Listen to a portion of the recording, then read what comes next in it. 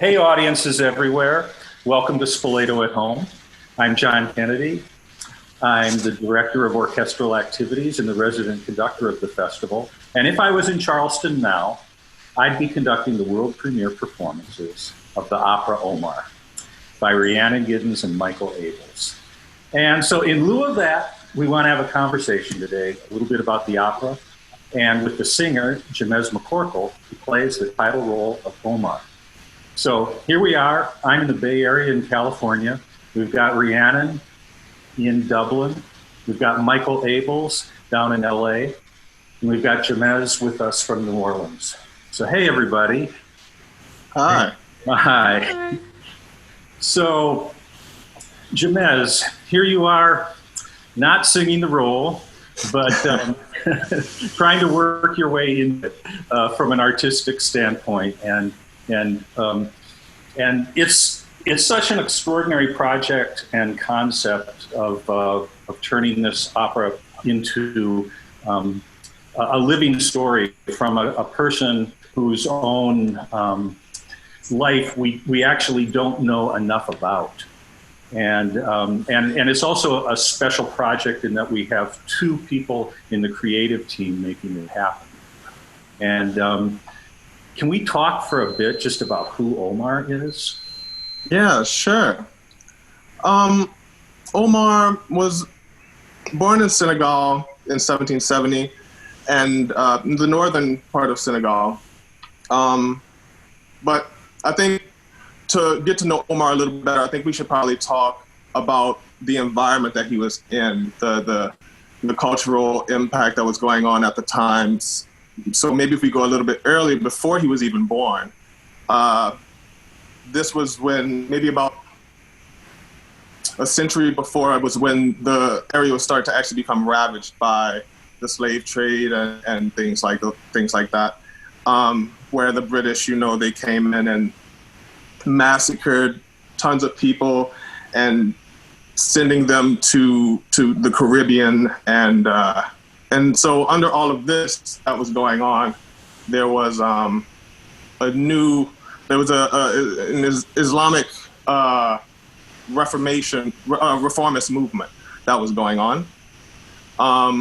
And this is the type of weight that he was under during that time. And so during this whole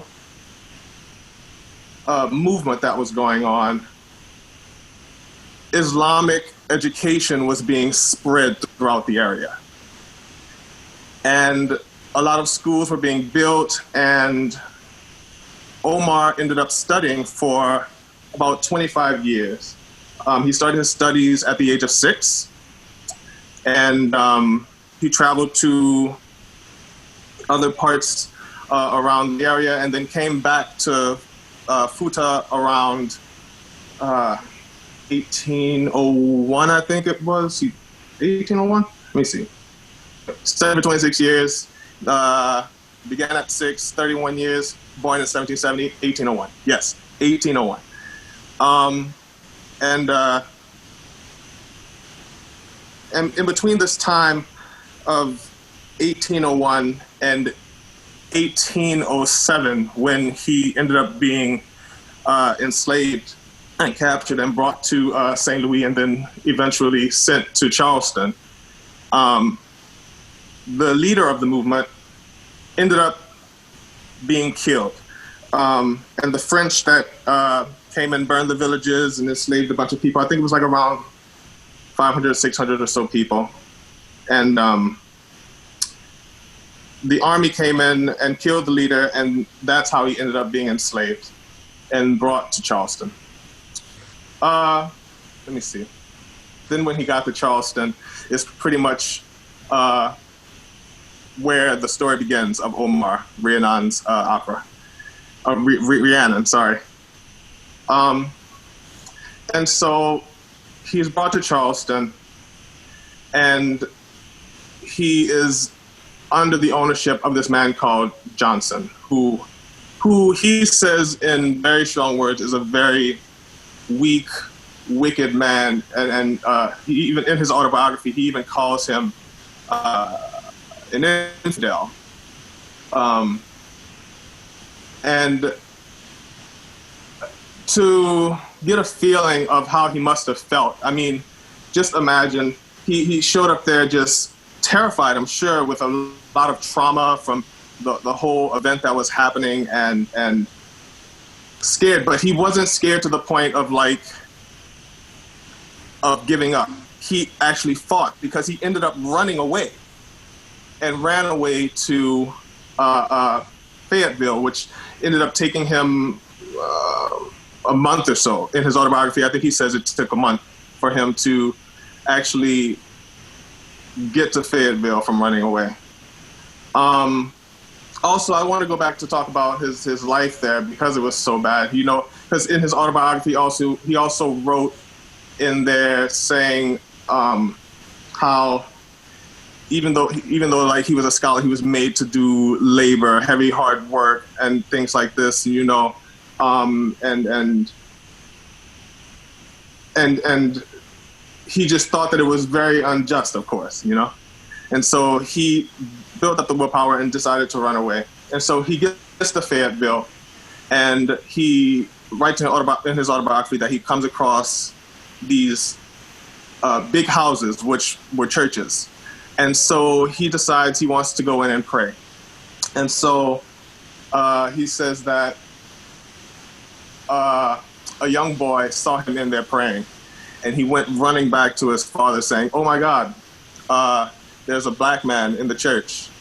And so the father ends up going to the church, him and another man and a pack of dogs, and end up taking him to jail, where he meets the sheriff, Bob Mumford, and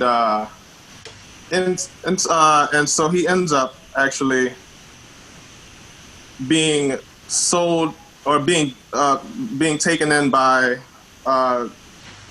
this man called Owens. His last name is Owen, and Jim Owen, and he comes to find out that this man and his family are very religious people, unlike Johnson, who he also says was didn't believe in any faith or any God. And so he felt like these people treated him well. He says in his autobiography that he ate what they ate, and what clothes they wore, he wore. And he was not made to do hard labor there. And he was made to do things like gardening and things like of this nature. But, you know, even though it was a good life, or whatever a good life is for a slave, whatever that means, he looks upon this with a certain reverence.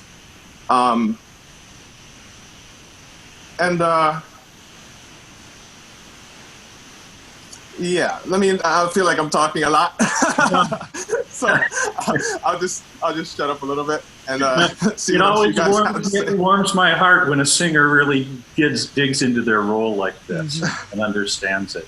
Yeah, there's so many themes there, and it's such an extraordinary life. And maybe Rhiannon and Michael, you could talk a little bit about how you gave music to this story. Well, I feel like I should talk about the libretto first, because, well, it's supposed to come first. It's kind of been growing with the music. And if I could interrupt for a second, just to point out to our audiences that you're also the librettist. Yes, yeah. Yes. Which was my suggestion when I was approached by you guys to. Initially, the idea was that I was going to be the sole composer, and they were going to find a librettist, and I suggested bringing in Michael and letting me write the libretto, and then he and I collaborating on the music, since I don't have the knowledge of the orchestra, to put it mildly. And I thought, you know, if we wanted it done within 10 years or so, is probably better. And what Michael and I have ended up doing is just a collaboration beyond my wildest dreams, which we'll get to in a minute. But I was tasked myself, I guess, with the writing the story, and I've talked to Charlotte, the director, quite a bit about this as well, and the idea of well, first of all, you have to make a story from historical facts, some of which we know for sure, some of which are guesses, some of which are in code, because we have Omar's autobiography, and we have details about him. We know that he was a towering figure in the community from newspaper articles that were printed after he died. People coming in going, who's the interesting person in this area? People were like, oh, you should have been here when Uncle Moro was here. So we know that he had quite an impact on the community. But all of the things that we're given are through different lenses, right? So we have the lens of the people around him who are of necessity not in the group that he grew up in, so they're the outside. And then we have his autobiography, which is in a language that he was not born speaking, that he learned to read the Quran, and that he knew his captors were going to be reading, or at least there was a chance that they were going to know what it was said because they wanted him to write it. So he knew it was going to be translated. So there's a lot of layers in there. So everything that he says has to be considered in that in some extent, and all you can do is just kind of, so I've read the autobiography, and I've read the material around it. And I read his other writings, which are not in that, but they're published elsewhere. And then, not being a Quranic scholar or knowing much about Islam going into this, I've had to do as much research as I can. I had to let sort of the spirit guide me, in writing. So a lot of the things that, how the story came together has been a very spiritual experience. And so, doing things like conflating people, changing genders of people, moving timelines, that all of that is to be expected when you're making a dramatic line out of historical facts and out of writings. And the women that came into the story, because we have Omar, but then his mother, because his mother is somebody he mentions by name in his autobiography. One of the few people of his family he mentions his mother, and she started to get a bigger. She started to keep coming back, and also the character of Julie, which she kind of serves as a composite of many of the slave narratives that I've read over the years, and also the idea of another strong woman. She just happened, and then the idea of the culture that he comes from, women having a very important role, didn't really occur to me until later. That's just the way the story developed. So that's been a really interesting process, and getting feedback from scholars, feedback from people there, and contemporary there. I mean, it's all made up. The Omar that I wrote is a made up Omar. It's not the real Omar, because the real Omar we cannot know. We can only try to evoke the spirit of Omar, of what we have of his passed down to us. So that's what I've tried to do. And those moments where there was actual spirit moving through me and into the words, that happened quite a bit in this. Things that I would write and then find out later, oh yeah, that's actually a really strong piece of Quranic verse to have put there, So I feel like it's been a very, very spiritual process. And then bringing that to the music aspect of it, and the crazy way that Michael and I have been working, and his enduring, unbelievable patience and amazingness through this, as I'm a banjo player. not a who can barely read music. So Well, how has that worked? I mean, Michael, what has your road into this been? Well, it's been completely a labor of love. I've enjoyed this process and our collaboration so much. I think as a collaborator, I think when I'm a collaborator, I'm looking to see how I can, where my strengths enhance what's already there, So that's how I am starting and seeing how can I be helpful? How can I make this piece be as great as it can be, with what my skills are. So one of the first things that Rhiannon would send me pieces of the libretto just to get a gut reaction from someone. And so it's been my pleasure I know that as a composer, if I read libretto and I hear music, that just, compared to is this historically, what happened, or is this what this character would feel? If I feel like it's authentic to the character and I hear music, I know it's great. And she has written just an extraordinary libretto. And the Omar that she has envisioned is an authentic, spiritually strong, yet very humble character. And he's very sympathetic, even though he would be someone maybe many audience members wouldn't know because he's Muslim. But yeah, I think any person can imagine themselves in his situation, and that's what I think is and I think she's managed to do that with each of the characters, even the John Owen character. I think it's the relationship that develops between Omar and John Owen is one that's based on their mutual strong faith, even though their faiths are what we think of as being very different. And to find that through line, that connection, I think is just really genius in what artistry is. So that seeing and helping Rhiannon find that place was one of the first things I did. But I feel like that was kind of as a cheerleader. Then she's also filled with music and melody, and besides playing banjo, plays fiddle and viola and probably a few things I don't even know about yet. And so she'll send me her ideas, and my goal is to help her get those.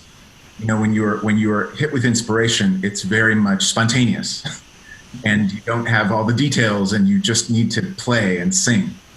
And I like when she's able to do that, and then I can enhance whatever that she's done. And enhance might be simply, sometimes it's simply transcription and making sure that it's notated in a way that Jamez can understand and have it sound like the way she envisioned it. And sometimes that's harmonizing, adding harmonies that aren't in her demo, or maybe there's a place where the harmony, it's a quick demo, so maybe there's a place where I go, this should go this way. It would help if this went this way. Some of it's that. And so I'll add in things and I'll play them back to her and say, how about if it goes this way? And I try very much to have it be something so that when it needs to feel like it's coming from one voice, the whole piece. And so it's not just about putting in, the things that I add. I want the whole opera to feel like it's coming from one voice, in spite of the fact that it's a collaboration. That's important, and I think that we've achieved that. So, and then, sorry. No, I just wanted to throw in here, like when the very first workshop that we did, which was the first time that I had heard. Because, of course, the dots mean nothing to me. I can kind of play one line, but I can't hear it when I see the dots, so I have to hear it being played.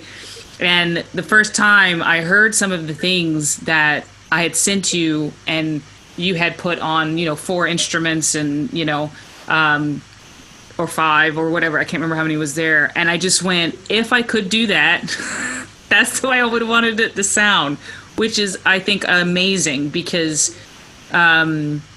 everybody hears things differently, but for some reason we just have this connection where, like, I think this stuff and put down enough. Sometimes it's like you said, sometimes it's kind of full, sometimes it's not. But either way, I always feel like, yeah, like that. Great, thank you. And I think that whole idea of it being one voice, I mean, it's a really unique thing, and I feel very honored to be a part of it. And I think people feel it.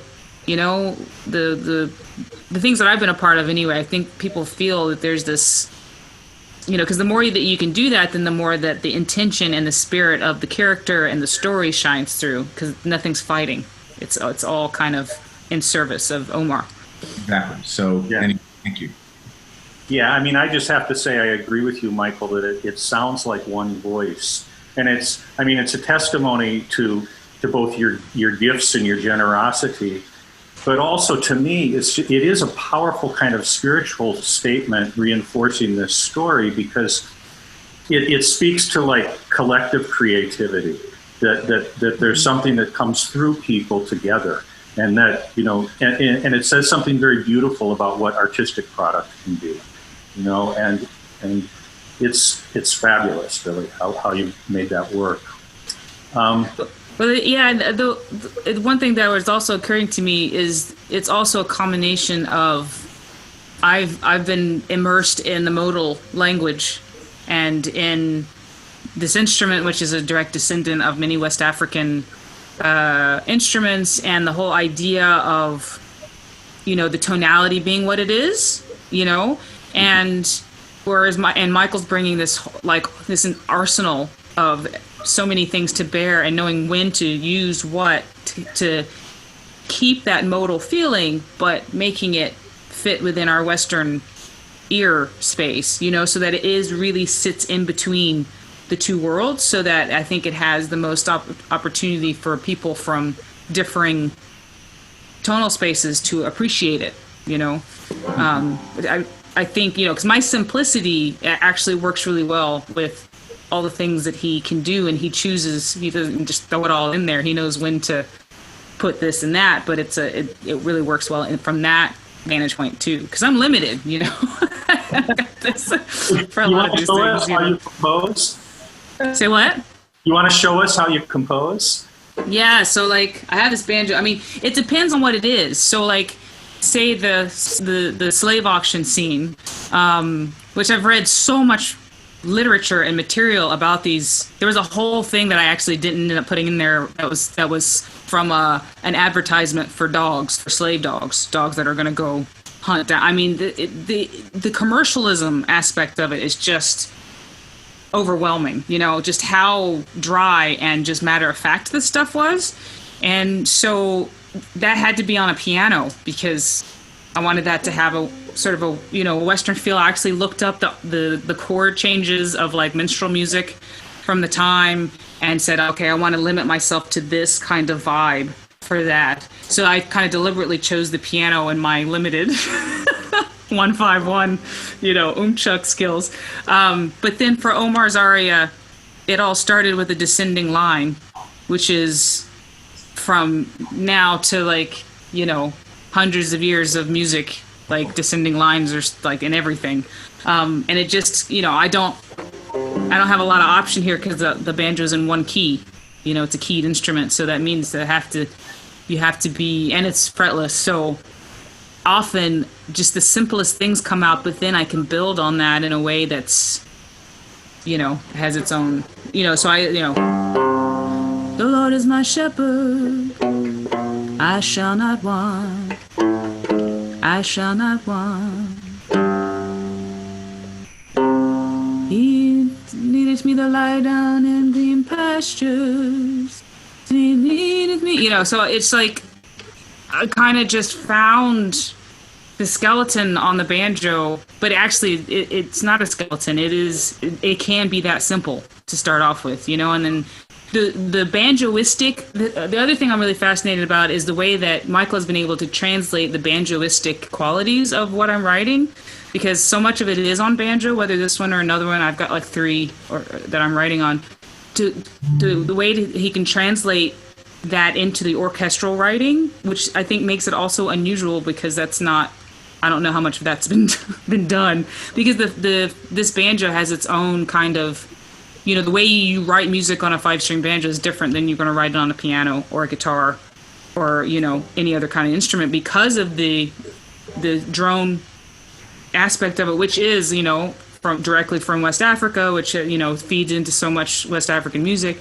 So anyway, that's just a tiny little snippet. And then I would send a recording of me singing, the tenor part and the banjo, and then send that, and then, he makes his magic, from that. Sometimes I send like a whole choral piece, sometimes I send a voice and an instrument, sometimes I fill it out, sometimes I don't. Depends on how it feels. Or if I know that he could fill it in better, then I just leave it. And it's all implied in the voice. And then he's always, he picks stuff that really makes sense and it works really great. So it all depends. In Omar's aria, can I play? Yeah. Rhiannon, can I play the riff that's underneath the beginning of his aria?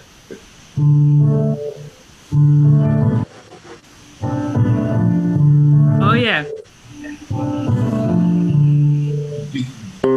Isn't it that big line?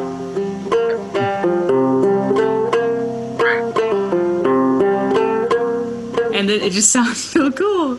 Yeah. So she used that to create the underlying bed of Omar's arias. He begins and he's in his thoughts and he's asking the Lord. He's been asked to transcribe Psalm 23. And he's finding irony in the words as he's enslaved. And so we hear him talking to himself and to God, to Allah, about these words and what they mean for his life and how and the hypocrisy he's seeing. So that riff goes underneath. And so so as the aria develops into a plea to God, into a very angst-ridden acceptance of what he's being asked to do, that phrase needs to be present, because it's me, the first time I heard it, I thought this is his internal, it's mournful, and yet it's in a zone. It's like if you were, it's very meditative at the same time that it's a bit mournful. Mm-hmm. So that phrase, even though the aria develops and is maybe in a different key than the banjo, that phrase in different instruments, and it's heard in the low register, and then as the piece expands, you still hear it in different instruments in a high register, and so that's just one way that a collaboration like that works, and so that the intention from the inspiration is carried through into the final aria.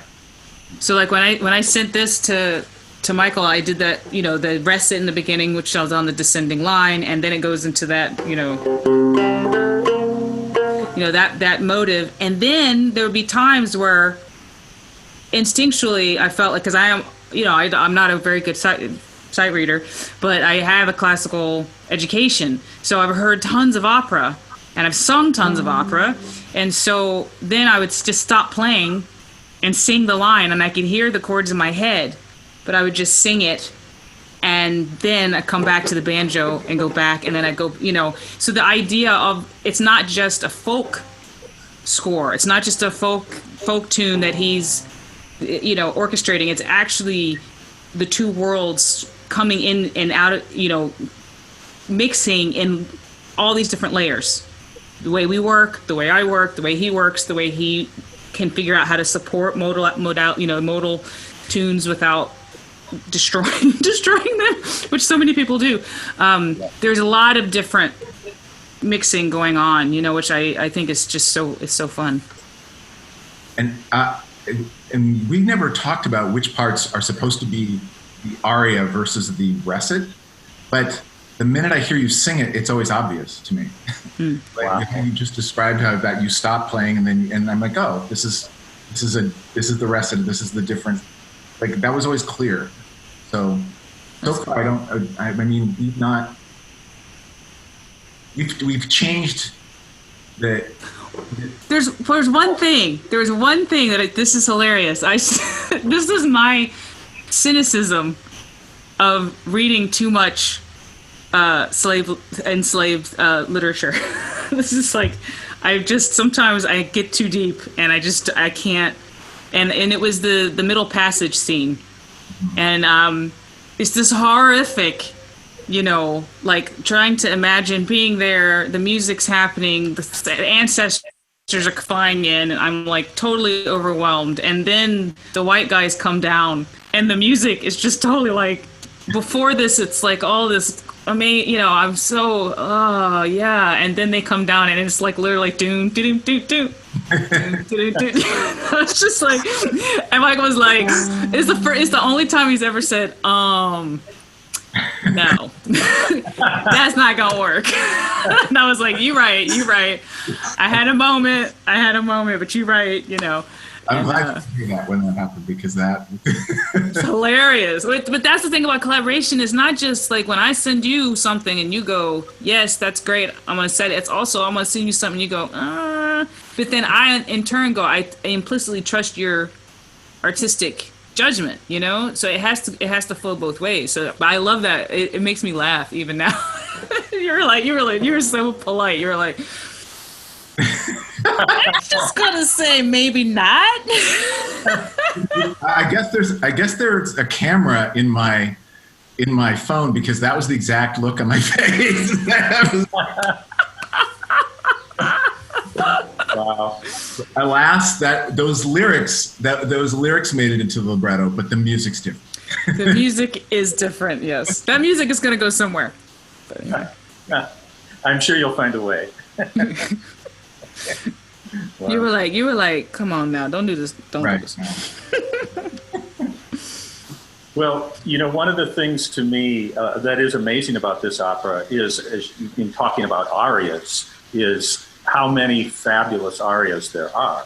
And I feel like in talking about, as we've done just a little bit here with Omar's aria, that we've almost had like an episode of Aria Code with the host of Aria Code, who's also, we're talking about one of her arias. And Rhiannon, there is something about your gift in uniting, shall we say, art forms or music, and so much going on from songwriting into the operatic vocabulary that is just so organically beautiful.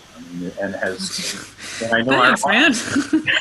But I know we're making our audiences wish they could hear it, and it is coming when we can be back on our stages. Well, the whole thought with the arias just happened, but and Jamez, I don't know how you feel, but I know when I was in conservatory, I don't know, it was like, you don't really, there's not a lot of roles that are, how should I say this? I don't know. Maybe they're pulling from completely different places and sources in opera. Mm-hmm. And it was like, the way it felt for me, I just remember the lead ballerina for Nashville Ballet. I wrote a ballet, and the lead character is actually a black woman in the story, right? And she said, I never knew how important that was going to be, to play somebody who actually looked like me instead of me putting myself in other roles, And so that whole idea of having arias that could be sung by conservatory students of color, that could be catchy, that could be, I have no idea if they're good or if they're last or if they'll be around in 20 years or whatever. But the idea of having an option, and saying, so I just remember looking for any kind of black composer, black characters, anything other than, kind of Aida. Yeah, I have to say, I had the most wonderful opportunity to perform Porgy and Bess at the Met recently. Yeah. And it was one of the most life-changing experiences I've ever had, to be around such, first of all, an elite level of black artists, all in one place. It was it felt like home. Everybody hung out with each other, even after every rehearsal. We'd all go out, and it was a huge family type of feeling, and I'm yeah, and you know, it's you don't get that by performing operas that were written for not Black people, you know. And I'm happy to also have this experience again. I'm so glad you guys are writing this opera. You have no idea. Well, we're glad that you are singing it, and we're glad Charlotte. We have to say Charlotte. Is it Branthwaite? I'm afraid I'm gonna mess up her last name. She coming in as a Black woman directing this, and she is bringing it. It is just, she's amazing. She's brought, I mean, she's inspired me, you know, as I finish, as I've been finishing pieces of it. Like she went there, you know, and just really made that final connection to the motherland, and just the ideas that the production team has come up with for this they're amazing. You know, when we finally get to do it, I think people are going to be blown away, because it's been such a collaboration. And that, for me, you know, you were saying about the cast of Porgy and Bess, and I've been in that experience, and it is amazing to feel that around you, especially when all of us are so used to being raisins in the oatmeal. You know, it's like when all the raisins together is so nice. But this opportunity, we also have so much of the behind the scenes, from the, you know, writing for directing, you know, it's all that opportunity as well is really amazing, you know, and it's just great to know that it's still gonna happen.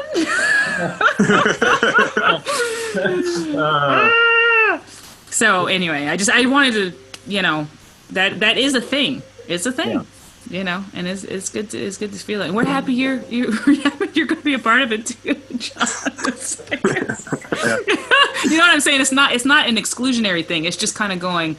It's so nice to have that together, also in a creative capacity. You know, other than performative, it's like there's now multiple aspects of that, which is rare. It's on the rare side, we'll say.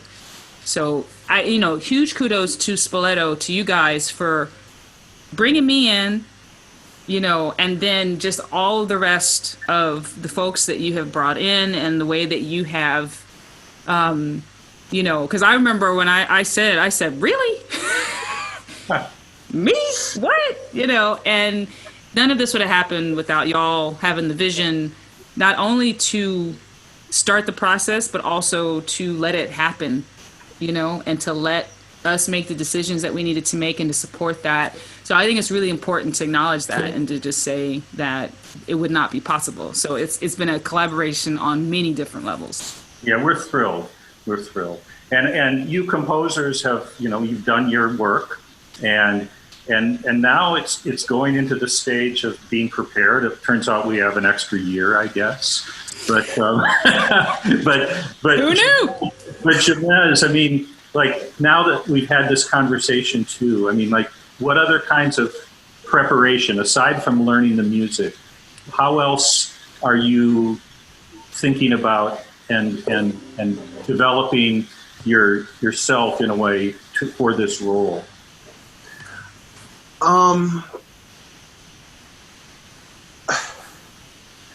It's just, I've been reading up as much as I can about the culture and the religion, and just trying to, as much as possible, put myself in the shoes of those people as much as possible, even through unconventional means that I won't get into. It's just the amount of willpower that you need to get through something like that is just unfathomable, almost, you know. And there's only so much that I can do, being a person pretty much in luxury compared to what they were, you know. So I'm really trying my best. That's all. Yeah. Yeah. Well, thanks, everybody. This has been a wonderful conversation, and it's so great to see you. I wish we were in Charleston actually performing, but it will happen. And thanks much to all of you. But you know, Thank Omar, Omar didn't. It didn't wait this long to not be able to wait one more year. That's right. All right. Good.